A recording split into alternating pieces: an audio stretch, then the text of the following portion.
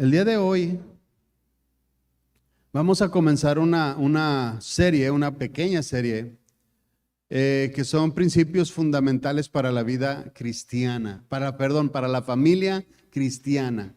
Principios fundamentales para la familia cristiana. ¿Por qué fundamentales? Porque bueno, si nosotros no atendemos a los principios básicos, a los orígenes, a los cimientos fuertes, pues entonces vamos a tener familias cimentadas en posturas o en pensamientos que no tienen nada que ver con la palabra. En muchas ocasiones, muchas personas quieren tener nuevas ideas, nuevas filosofías, nuevos métodos, nuevos pensamientos acerca de lo que se tiene que hacer dentro del seno familiar, pero la verdad es que los principios básicos siempre han sido el fundamento sólido de la familia. Siempre han sido el fundamento que puede mantener en pie al núcleo familiar. Y se me viene ahorita a la mente cuando hay tormentas fuertes, cuando hay tormentas de vientos huracanados, ¿no? Que a veces las situaciones de la vida se parecen mucho a estas tormentas, ¿no? En donde sentimos que nos tambaleamos para un lado y para otro, pero cuando ese cimiento está fuerte, el edificio se mantiene, el edificio no cae. Se puede mover para un lado y para el otro, pero no va a caer porque su cimiento y su fundamento está fuerte. Y eso es lo que el día de hoy queremos comenzar a hacer, poner un fundamento fuerte. Ya conocemos, ya muchos de nosotros tenemos familias que ya crecieron, familias que ya han sido, bueno, que ya muchos de nuestros hijos ya se fueron, pero hay muchos otros que no, que todavía están en casa. Pero de igual manera, todas estas cosas sirven para que los que quedamos dentro del hogar sigamos fuertes, para que los que sigamos dentro del núcleo familiar sigamos fuertes. Y cuando los hijos y los nietos ven esta figura de fortaleza en la familia, es digna de imitar. Y eso puede también ser y servir de testimonio para nuestra descendencia.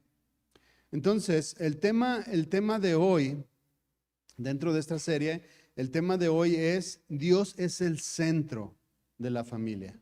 Dios es el centro de la familia. Y pudiéramos pensar que nosotros que ya tenemos muchos años de cristianos y podemos decir, pues claro, eso ya me lo sé, que es el centro de la familia. Pero bueno, vamos a tratar de escarbar, vamos a tratar de profundizar un poquito en este punto para ver si verdaderamente Dios está siendo el centro de nuestra familia. Hay ocasiones que con los labios decimos, o con el entendimiento podemos decir, sí, Dios es el centro de la familia. Pero en muchas ocasiones nuestros hechos y nuestras acciones, nuestros pensamientos, difieren mucho de esa postura. A veces lo que hacemos no parece que sea el centro, que nuestro centro sea el Señor. A veces lo que decimos no parece que nuestro centro sea el Señor. Entonces, vamos entonces a escudriñar esto, ¿sí?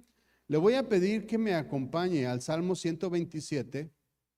En el Salmo 127 vamos a leer 2 versículos, pero este salmo que es atribuido a Salomón, nos habla de la prosperidad de la familia, fíjense. Habla de la prosperidad de la familia. Salomón, que fue un hombre muy próspero, tanto que sus riquezas llegaban a oídos de otras naciones.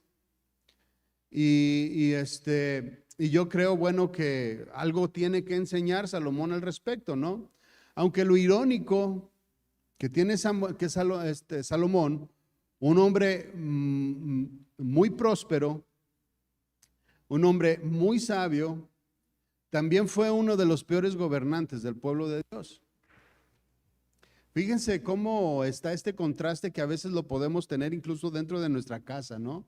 dentro de nuestra familia. Podemos ser muy buenos en muchas áreas, pero también podemos ser desastrosos en otras. Y eso fue lo que pasó con este hombre. O sea, era muy sabio, el Señor le dio toda riqueza, pero sin embargo fue un desastre al final de sus días para el pueblo de Dios.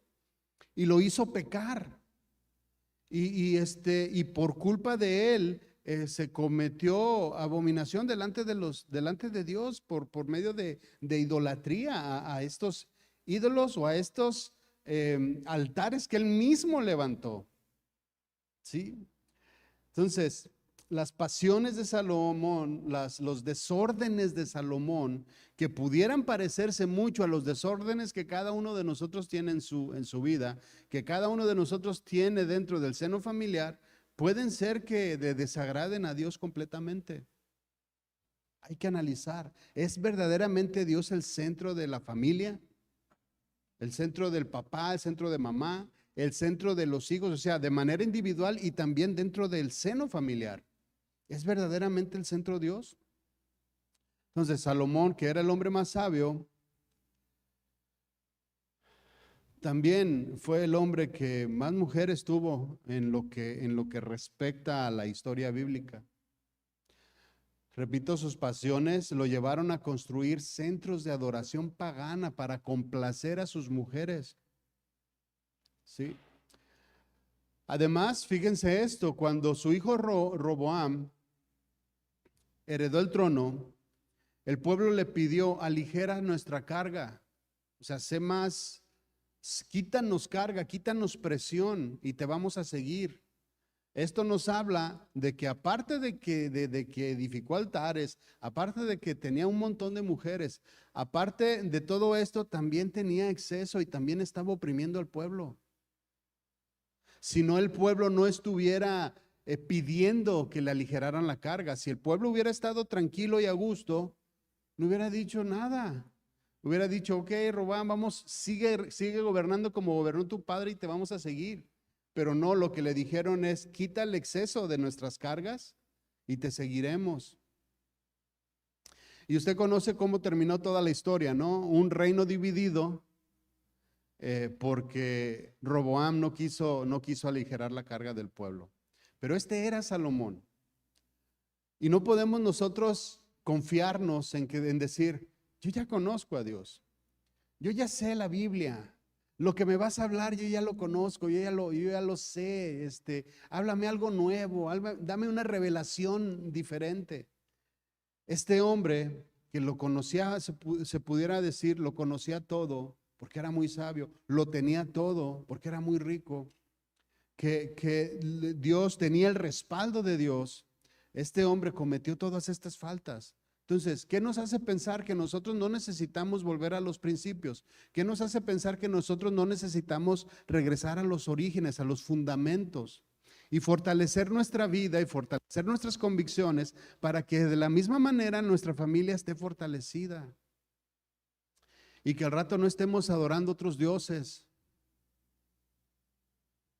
Al Dios del dinero, al Dios de la tele, al Dios del teléfono, al Dios de la tableta, al Dios de las series en televisión. ¿Qué tantas cosas nos quitan ahora la atención, no?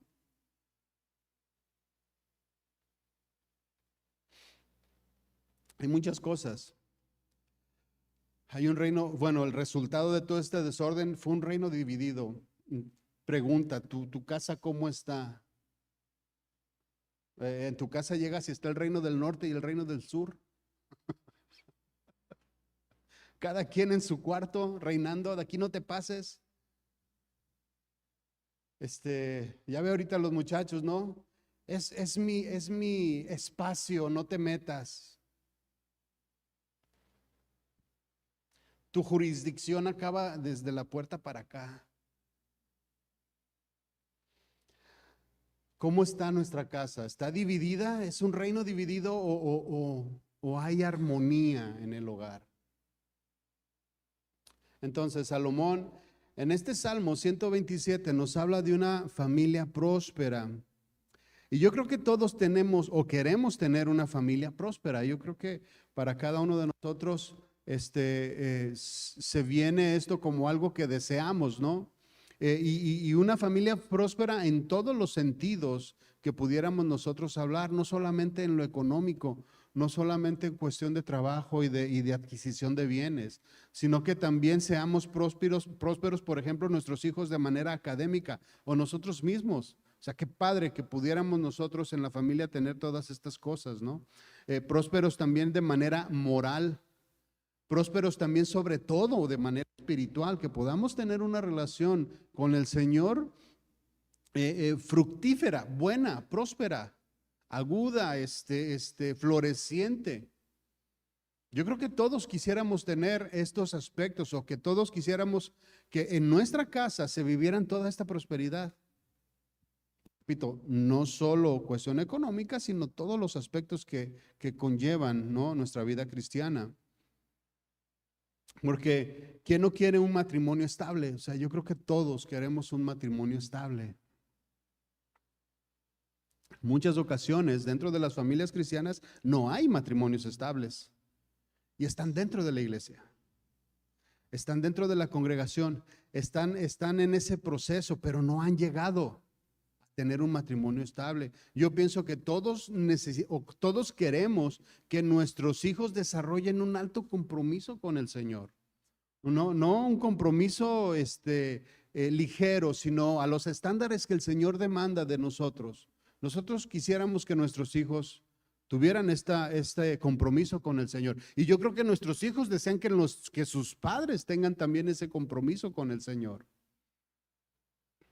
Esas son cosas que nosotros deseamos. Hijos con carreras académicas terminadas, hijos con familias estables. ¿Quién no quisiera que su hijo se casara, que llegara al matrimonio, que tuviera sus hijos, que sus hijos crecieran, que todos estuvieran participando dentro de una congregación, involucrados en el servicio a Dios? Yo creo que eso sería algo ideal que todos nosotros queremos. Yo creo que todos nosotros deseamos este tipo de cosas y queremos que sucedan también en nuestras casas, ¿no? Y bueno, por eso los fundamentos. Por eso ir a la raíz, por eso ir a las bases que podamos estar ahí cimentados y que no haya nada que nos pueda remover. Este salmo en los versículos 1 y 2 nos da precisamente estos principios básicos para que nuestra familia sea una familia próspera, pero a la manera de Dios, viendo lo que Dios ve o lo que Dios quiere de la familia. El mundo solo busca la economía, ¿no? El mundo busca solo el bienestar carnal, el bienestar físico. El bienestar espiritual no mucha gente lo desea. Pero bueno, Salmo 127:1 dice: si Jehová no edificara la casa, en vano trabajan los que la edifican. Si Jehová no guarda la ciudad, en vano vela la guardia. Por demás es que te levantes de madrugada y vayas tarde a reposar, y que comas pan de dolores, pues que a su amado dará Dios el sueño. Fíjense. En el título me llama la atención, el título de la Nueva Traducción Viviente nos habla, dice aquí, cántico para los peregrinos que suben de Jerusalén. Ustedes recuerdan que siempre en las fiestas, todos los pueblos de alrededor de diferentes naciones iban a Jerusalén a las fiestas cada año, ¿no? A las diferentes fiestas que había. Entonces dice aquí que es un canto para ellos, es como un recordatorio para el pueblo. Este canto era un recordatorio para el pueblo que subía cada año a Jerusalén, para que se recordara de dónde estaban los cimientos, dónde estaba el ancla, dónde estaba la verdadera prosperidad que deberían de alcanzar cada uno de ellos, en dónde deberían de ellos desarrollarse y de relacionarse con su Creador. Este mismo salmo en esta versión, Nueva Traducción Viviente, dice: Si el Señor no construye la casa, el trabajo de los constructores es una pérdida de tiempo. Si el Señor no está ahí metido con nosotros, en vano es el trabajo que nosotros estamos haciendo. Si el Señor no está fundamentando la casa, va a llegar el día en que se va a derrumbar esta casa. Sigue diciendo, si el Señor no protege la ciudad, protegerla con guardias no servirá para nada. Claramente vemos que la base para la familia cristiana es el Señor. Así de simple. El fundamento principal para nosotros es el Señor. El fundamento básico, el fundamento fuerte, el fundamento inconmovible es el Señor para nuestra casa. Sí, y en muchas ocasiones necesitamos conocer bien a Dios para poderlo enseñar bien. Ahí es otro punto también. Conocer bien a Dios y conocer bien sus estatutos, relacionarnos nosotros de manera correcta con el Señor para presentarlo de manera correcta a la familia. Y estoy hablando del papá en este caso. Necesitamos formarnos y fundamentarnos en la roca. La expresión dice, si Jehová no edificare la casa, nos está refiriendo a que todos los principios, o se está refiriendo a todos los principios que nosotros conocemos de la palabra. Lo que conocemos y lo que ignoramos, porque también hay incluso cosas que ignoramos, si ignoramos las cosas no nos salva de consecuencias. Si Jehová no edifica la casa, en vano trabajan los que la edifican. Esta palabra edificar se refiere a construir, pero también se está refiriendo a reconstruir. Para los jóvenes, yo creo que ellos están construyendo, los niños están construyendo. Ellos están empezando con sus principios y el material que están utilizando para esa construcción es lo que ustedes le están dando como padres. Esos son los materiales. ¿Qué material le estás dando a tus hijos para que edifiquen ellos? Para que la casa que están edificando ellos, la estén edificando bien, con buen material, fuerte, sin corrupción, sin defecto. Usted sabe que en muchos lugares donde venden material, venden cosas con defecto, ¿no? Que se ven bien, pero que están media chuecas. Que aparentemente dan el gatazo, pero ya las agarras y no, como que no. ¿Qué material estamos dando a nuestros jóvenes para que ellos vayan construyendo sus vidas? Jóvenes que estén construyendo, bueno, involucren al Señor en sus vidas, para que solamente tengan que construir y no que reconstruir. Si no involucran al Señor en sus vidas, tarde o temprano, esa edificación va a tener problemas. Si no quieres que tenga problemas, lo que tú estás construyendo, joven, fíjate bien lo que estás metiendo en tu construcción.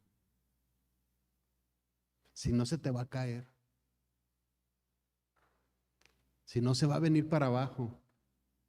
Y entonces, en vez de construir, vas a necesitar reconstruir. ¿Cuántos están reconstruyendo? Yo creo que muchos de nosotros los grandes estamos reconstruyendo muchas cosas en nuestra vida. Trabajamos en vano mucho tiempo. Porque bueno, no le dimos al Señor el 100% o no le dimos al Señor lo que le correspondía, lo que le correspondía, o simple y sencillamente no lo conocíamos o no estábamos muy apegados a Él. Y nos tocó construir con cualquier tipo de material. Y cuando ya íbamos a terminar la obra, vimos que estaba media chueca. Y que el hijo, la hija, nuestra vida personal, nuestro esposo, nuestra esposa, estaba así como que saliéndose ya ¿sí me explico, no? Y entonces nos está tocando reconstruir esta palabra edificar o construir. Se está refiriendo entonces también a reconstruir, y a muchos de nosotros nos ha tocado esta parte, tener que reconstruir nuestras vidas porque hemos hecho muchas cosas que no le agradaban a Dios. Nosotros edificamos, pero bueno, edificamos mal y nos ha tocado tener que tumbar y volver otra vez. Pero es necesario que en esta reconstrucción, entonces ahora sí metamos a Dios, porque si no nos va a quedar chueco de nuevo. En esta reconstrucción que ahora nosotros, los que ya nos hemos equivocado, entonces es necesario que el consejo bíblico vaya entrando, porque si queremos reconstruir otra vez con nuestros materiales, vamos a tener el mismo resultado que antes. Nomás que ahora en vez de estar chueco para la derecha, va a estar chueco para la izquierda. Pero a fin de cuentas vamos a tener problemas si no está el Señor en medio, si no está el Señor edificando, en vano trabajan los que edifican.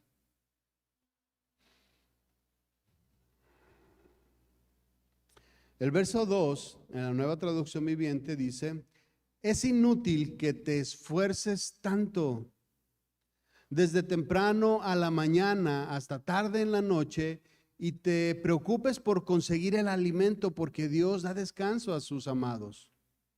Dice, inútil es que te esfuerces tanto. O sea, es inútil que dentro de nuestras vidas, dentro de nuestras tareas diarias, es inútil que estemos trabaje y trabaje y trabaje si el Señor no está en medio también. Y esto pasa cuando nosotros tratamos de edificar nuestra familia o tratar de fundamentar nuestra familia en nuestras propias fuerzas. ¿Sí? Nos pasan todas estas cosas.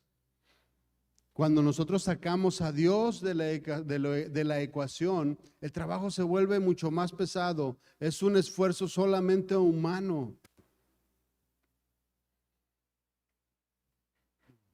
que nos va llevando a una serie de consecuencias más adelante y que vienen a derrumbar y a perjudicar a la familia lejos de bendecirla.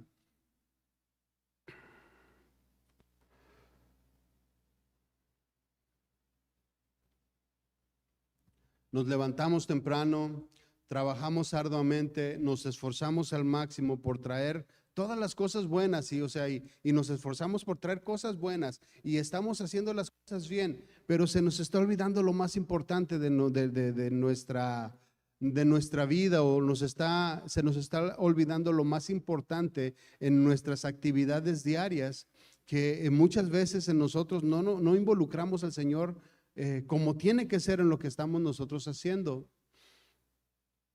Y no estoy diciendo que no creamos en Él, lo que digo es que no está involucrado al 100% el Señor en nuestra vida. ¿Sí? Los principios no forman parte, o la vida espiritual que debe de venir como por inercia, debe de surgir por naturalidad. En muchas ocasiones viene a ser o viene a pasar a segundo término porque tenemos otras prioridades. Fíjense cómo el pueblo de Israel recibió instrucciones de cómo servir a Dios cuando salió de la tierra de Egipto. Cuando el pueblo salió, ellos clamaban y clamaban al Señor, y oraban y oraban y oraban y creían en Él y estaban expuestas sus esperanzas en Él, pero no lo conocían, no sabían cómo relacionarse con Él. ¿Sí? Y recibieron los 10 mandamientos. Cuando salieron de Egipto, empezaron a recibir mucha doctrina, mucha información de cómo debemos o cómo deberían ellos de relacionarse con su Creador. Y esa es la misma situación en la vida de cada uno de nosotros. Estamos recibiendo y recibiendo enseñanzas y debemos de atender a lo que estamos escuchando. En Deuteronomio, el Señor nos recuerda la importancia de obedecer sus principios y sus mandamientos. En Deuteronomio 6, del 1 al 3.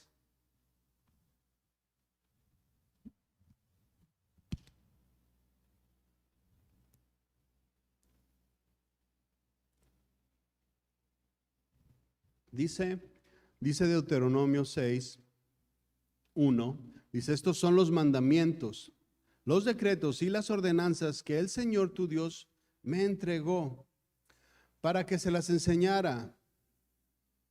Obedecerlos cuando llegues a la tierra donde estás a punto de entrar y que vas a poseer. Tú, tus hijos y tus nietos teman al Señor su Dios durante toda su vida. Si obedeces todos sus decretos y los mandamientos del Señor, disfrutarás una larga vida. Dice el 3, escuchen con atención, pueblo de Israel, y asegúrense de obedecer. Entonces todo saldrá bien y tendrás muchos hijos en la tierra donde fluye leche y miel, tal como el Señor Dios, Dios de tus antepasados te lo prometió. Si el pueblo, además de los 10 mandamientos, además de todas estas ordenanzas, recibió leyes ceremoniales, leyes de pureza, leyes de cómo deberían de convivir entre ellos. Todo esto para que conocieran a Dios, para que fuera el centro de su relación, tanto familiar como entre el pueblo. El centro. El interés de Dios era que todos nosotros viviéramos bien, que viviéramos en paz, que viviéramos tranquilos. ¿Por qué no podemos estar tranquilos? Porque nos hemos salido simple y sencillamente a vivir de la manera que nosotros queremos. Ya no obedecemos. Dice aquí el versículo 2, tus hijos y tus nietos teman al Señor su Dios durante toda su vida. O sea, fundamentos, principios. Dios es el centro de la familia, Dios es el centro del pensamiento de cada uno de nuestros hijos.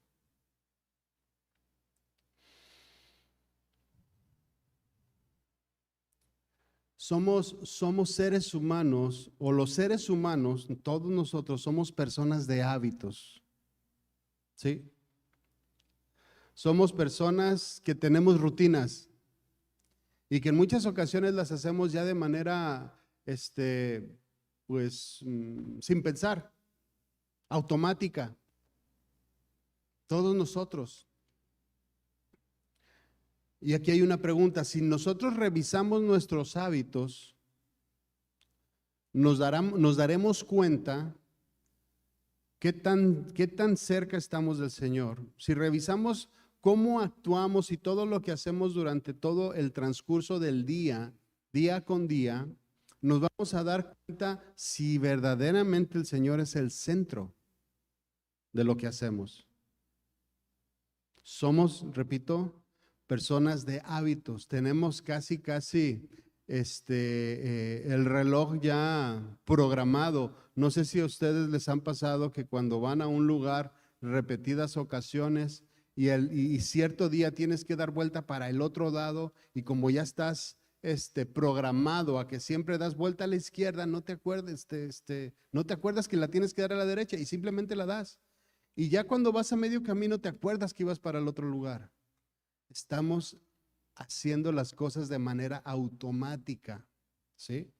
Entonces, cuando nosotros revisamos los hábitos, nuestras prioridades salen a la luz, resaltan.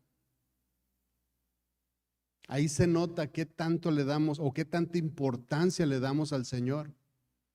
¿Qué tanta importancia le damos a la relación matrimonial o qué tanta importancia le damos a la relación con nuestros hijos? ¿Qué es lo primero? ¿Qué es lo que automáticamente haces al levantarte por la mañana?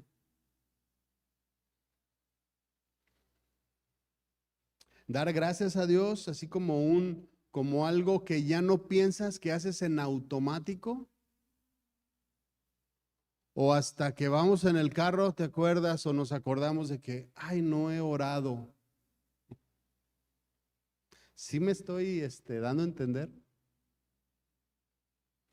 Son cosas que nosotros hacemos de manera automática. ¿Por qué no hacernos hábitos diferentes? ¿Por qué no hacer hábitos que vayan en armonía con lo que ya conocemos? En Mateo 6:33 dice, mas buscad primeramente el reino de Dios y su justicia, y todas estas cosas serán añadidas.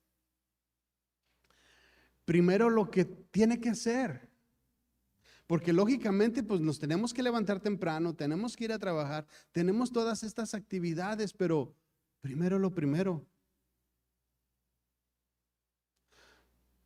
Y este versículo nos habla de que el centro tiene que ser Dios.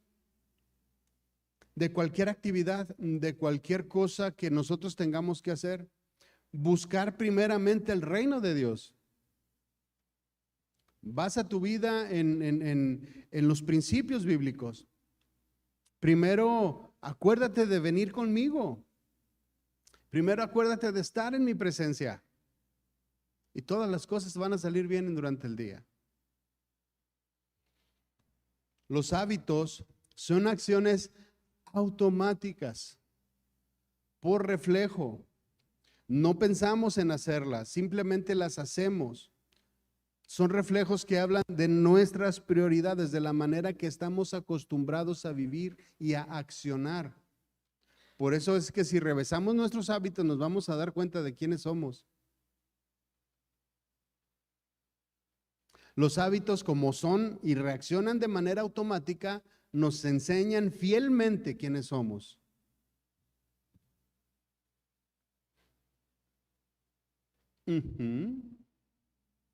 Nuestras reacciones, en nuestras reacciones, si tú te das cuenta, reaccionas o reaccionamos de acuerdo a lo que estamos acostumbrados a hacer. Cuando hay conflicto, ¿cómo reaccionamos? Cuando las cosas no salen bien en el hogar, ¿cómo reaccionamos? ¿Se fija cómo simplemente revisando esto nos podemos dar cuenta de muchas cosas que nosotros estamos haciendo? ¿Cómo acostumbramos regularmente a reaccionar delante de la familia? O pudiéramos decir del esposo, o cuando nuestros hijos nos hacen enojar, o la esposa con el esposo y el esposo con la esposa. ¿De qué manera se viene inmediatamente los principios bíblicos a nuestra mente y cuando nos gritan decimos, la blanda respuesta quieta la ira, no voy a gritar? O gritamos también. Y luego decimos, no me grites, no, pues que tú me gritaste primero. Clásico. No me levantes la voz, pues tú tampoco me levantes la voz. Fíjate cómo me estás hablando, pues tú también me estás hablando bien grosero. ¿Cómo reaccionamos? La Biblia viene a nuestra mente siempre o reaccionamos de manera natural.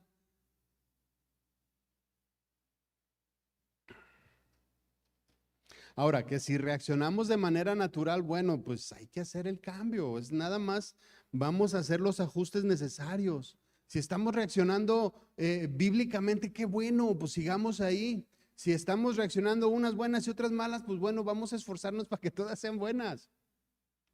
Pero no nos quedemos en la mediocridad o no nos quedemos en la costumbre.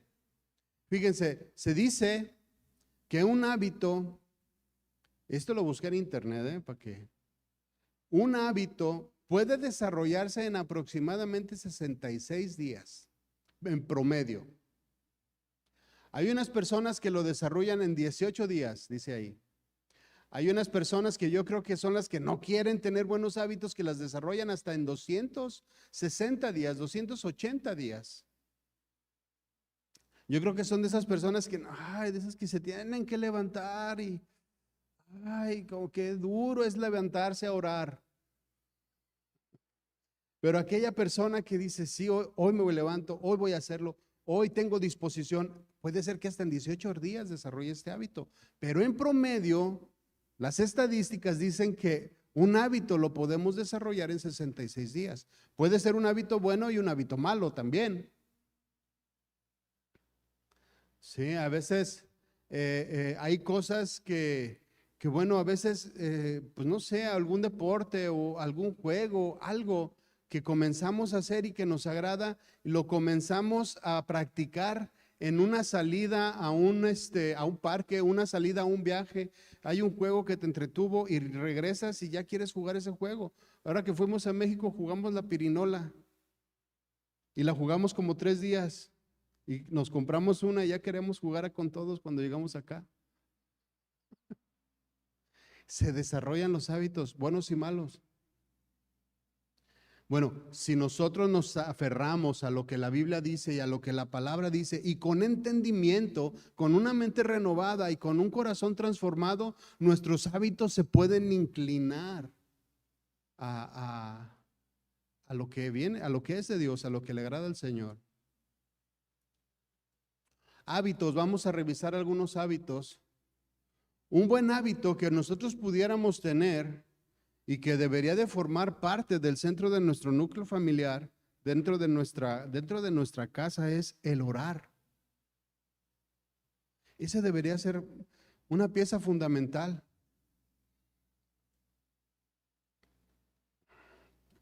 El Señor Jesús oraba regularmente. En la agenda tan ocupada del Señor, ¿ustedes creen que el Señor trabajaba? Yo creo que lo vemos en los evangelios, ¿no?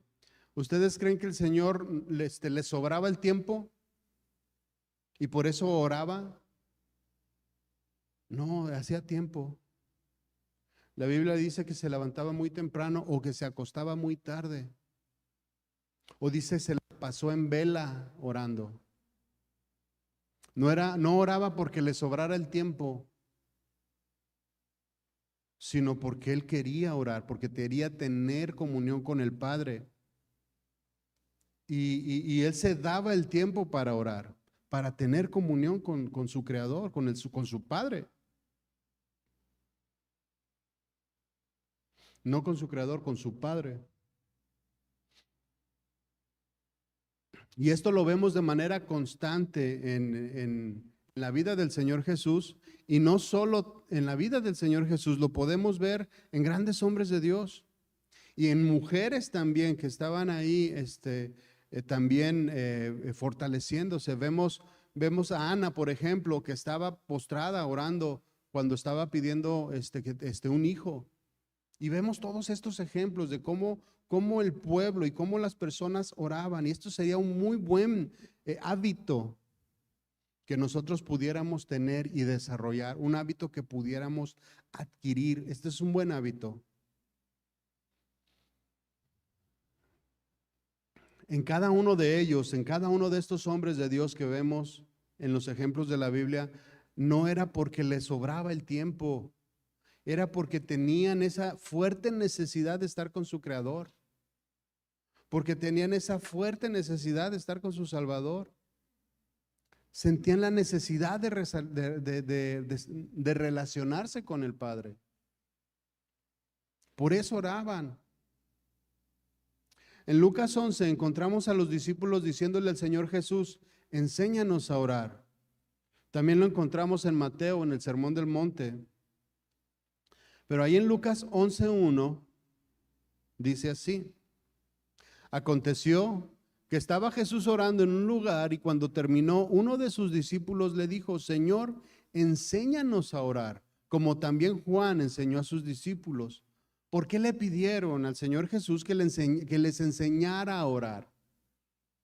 Porque no es que no supieran orar. Y si ustedes recuerdan, la nación que más oraba eran el pueblo de Israel. Tenían una oración para levantarse, tenían una oración para el mediodía, tenían una oración para acostarse, tenían una oración para los alimentos, tenían un sinnúmero de oraciones que hacían durante el día, como ya de manera, ahora sí que automática. Era un hábito el que tenían de orar y no les costaba trabajo, pero ¿qué vieron en el Señor Jesús? Que les dijo, enséñanos a orar. Y es desarrollar esta comunión con su Creador, desarrollar este vínculo que era claro que el Señor Jesús tenía con el Padre. Ellos veían una armonía perfecta, una sincronía perfecta entre el Señor Jesús y el Padre. Por eso decían, enséñanos a orar en la manera que tú oras, no lo que ya sabemos, sino porque es que ese es el punto. Les dice, enséñanos lo que estaban viendo en él, no lo que ya sabían. Ahora sí que también se estaban reconstruyendo, ¿no? En la oración.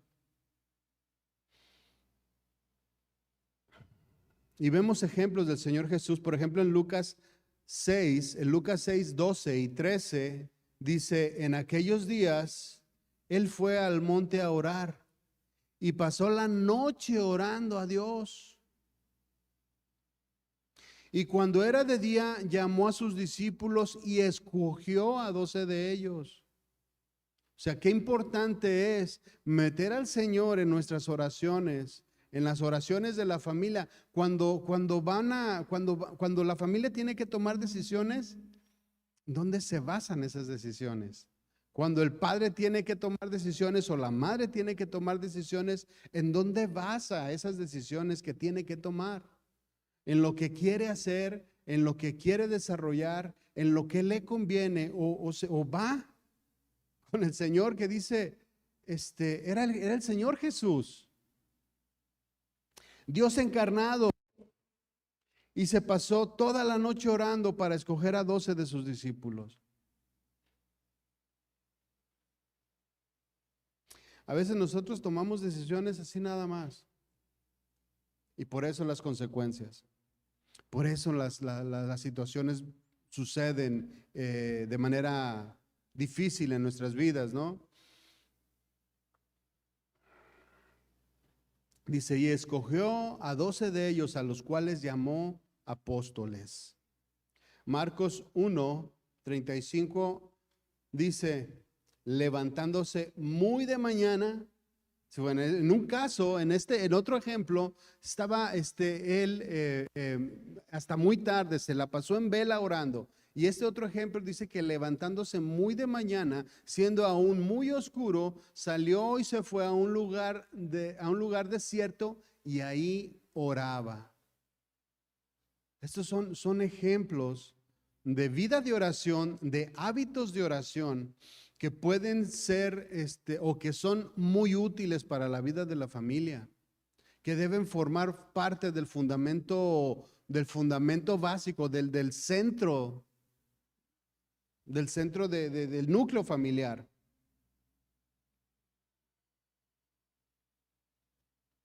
Entonces, otro buen hábito que tú y yo pudiéramos desarrollar es una vida consagrada. Una vida consagrada a Dios. Vivir consagrado a Dios es dedicarse al Señor, es dedicarse exclusivamente a Dios. Y no me estoy refiriendo a que no hagas otra cosa que no sea orar o otra cosa que no sea leer la Biblia. Lógicamente tenemos muchas actividades que tenemos que atender.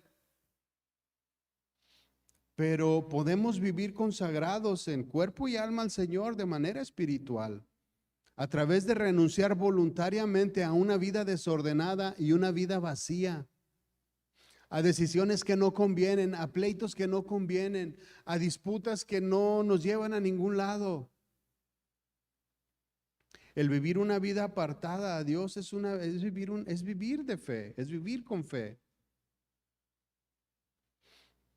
Se trata de vivir una relación estrecha con el Señor día a día. Estar consagrado a Él. En Proverbios 3, Proverbios 3:5 dice, fíate de Jehová de todo tu corazón. Ahí podemos descansar, ahí podemos estar tranquilos. Podemos consagrarnos a Él y dedicarnos a Él porque no nos va a fallar, porque no va a cambiar, porque siempre va a ser el mismo y podemos reposar y descansar tranquilos en sus brazos. Fíate de Jehová de todo tu corazón y no te apoyes en tu propia prudencia. Reconócelo en todos tus caminos y Él enderezará tus veredas. Cuando nosotros nos apoyamos en nuestra propia prudencia, estamos diciéndole al Señor, no, aquí no entras Dios, o yo sé cómo hacer estas cosas, yo sé cómo llevar mi vida, y es lo contrario a estar consagrado, ¿no? El 6 dice, reconócelo en todos tus caminos y Él enderezará todas tus veredas. El Señor entonces, digo, es confiable y podemos descansar en Él, podemos consagrarnos al Señor porque confiamos plenamente en Él. Otro hábito que pudiéramos nosotros desarrollar o que sería muy bueno que tuviéramos es la meditación de su palabra. El escudriñarla, el meditar en ella, el empaparnos de ella. En muchas ocasiones he dicho, no podemos enseñar algo que no conocemos, o cómo podemos cimentar un cimiento fuerte si no conocemos a Dios. ¿Cómo le vamos a dar materiales a nuestros hijos para que construyan sus vidas si no conocemos los materiales que le tenemos que dar, que les tenemos que dar? Los materiales que provienen de Él. Entonces, el meditar en la palabra de Dios de día y de noche es un buen hábito. Salmo 63, 6.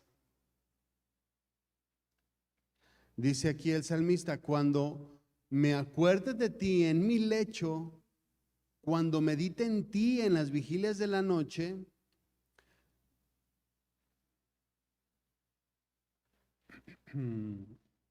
sí, dice, cuando me acuerde de ti en mi lecho, cuando medite en ti en las vigilias de la noche, porque has sido mi socorro, y así en las sombras de tus alas me regocijaré. El 8 dice, está mi alma apegada a ti, tu diestra me ha sostenido. ¿Qué es meditar? Aquí habla el salmista de que va y se recuesta en su lecho o en su lugar de tranquilidad, dice, y medita en las vigilias de la noche. ¿Qué es meditar? Sí, ¿qué es meditar? ¿Qué acaso no es estar pensando en todas aquellas cosas que el Señor nos enseña o todas aquellas cosas que el Señor nos ha presentado ya durante mucho tiempo o las acciones que hemos tenido que quizás podamos decir y compararlas de acuerdo a lo que tenemos de conocimiento de Dios y lo que hicimos en nuestra acción, o nuestras decisiones? ¿Qué es meditar? O la otra pregunta, ¿usted medita? Cada uno de nosotros medita en ese momento de estar apartado, en ese momento de soledad, en ese momento de estar en la presencia de Dios, ya cuando estás tranquilo, ya cuando la luz está apagada, ya cuando los sonidos se apagaron, ya cuando no hay murmullo, cuando ya no hay distracciones, cada uno de nosotros medita. Pensar, reflexionar en lo que hicimos, pensar y reflexionar en lo que hacemos, lo que pensamos.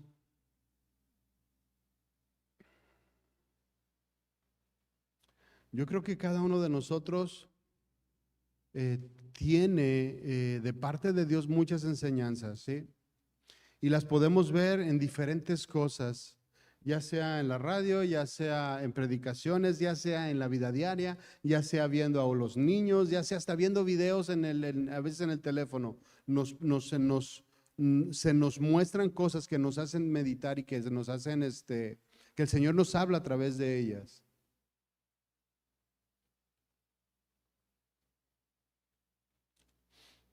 ¿Qué hacemos?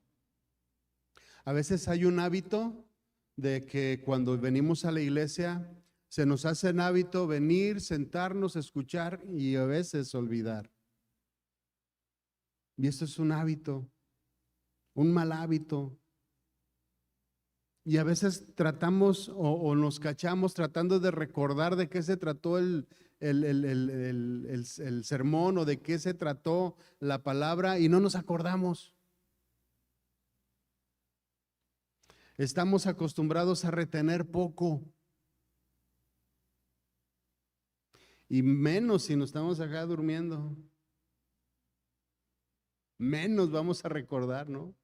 A lo mejor recordamos el sueño que tuvimos en medio de la predicación, pero no lo que se trató el mensaje.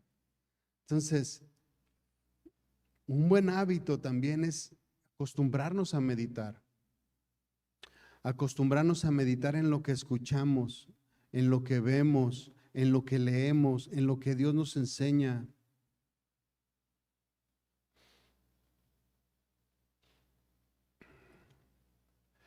Josué 1:7 dice, solamente esfuérzate y sé muy valiente para cuidar de hacer conforme a toda la ley que mi siervo Moisés te mandó.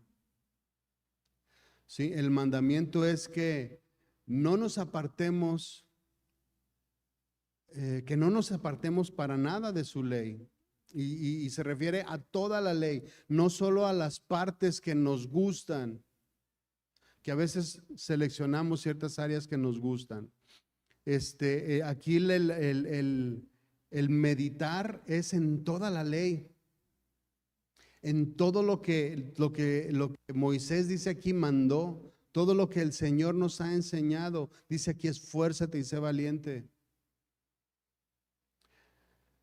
Dice también, no te apartes de ella ni a diestra ni a siniestra, para que seas prosperado en todas las cosas que emprendas.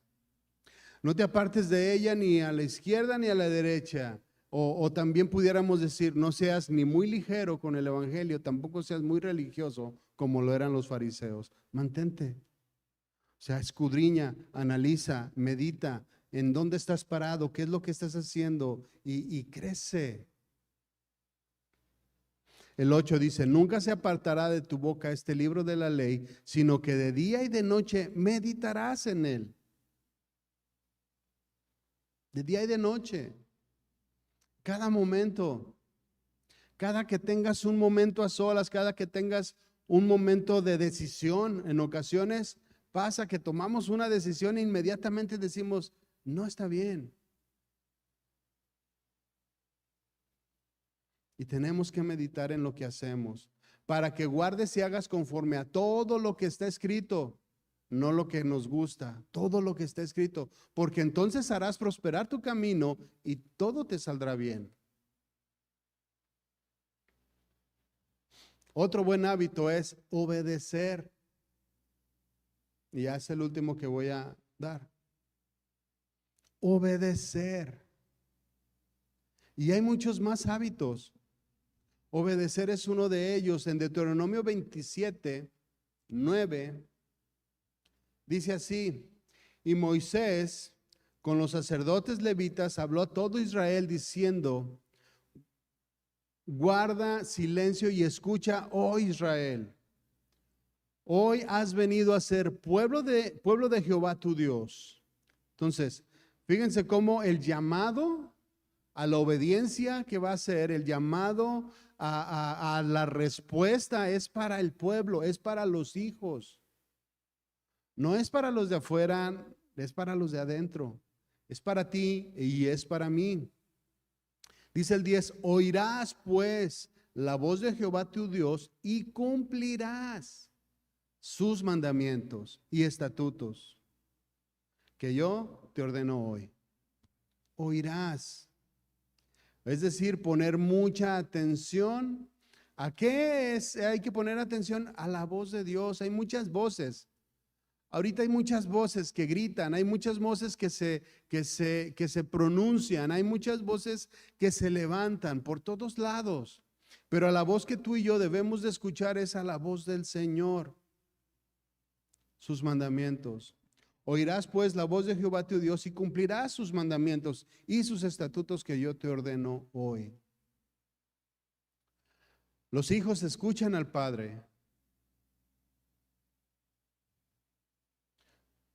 Si usted, no sé si le ha pasado, yo creo que sí, pero si están en medio de un cúmulo de personas y por ahí el hijo se va yendo, no sé, donde haya mucha gente, un swami, la playa, y va el hijo juntando conchitas y se va yendo y se va yendo y se va yendo, pero le gritamos muchos de nosotros y no nos escucha, pero en cuanto oye la voz de su papá, el niño la escucha perfectamente, ¿cierto o no? O se usa a veces que le chiflan, identifica. Las ovejas escuchan la voz de su pastor y hacen caso. Eso es lo que nos está llamando a hacer. Que nosotros como hijos, como personas que ya hemos sido injertadas en el pueblo de Dios, como ya hemos sido adoptados como hijos de Dios, que podamos escuchar su voz y obedecer. La otra es la llenura del Espíritu Santo, pero esa ya hemos hablado mucho de eso en Efesios. Le voy a pedir que se ponga de pie. Vamos a orar y vamos a finalizar aquí.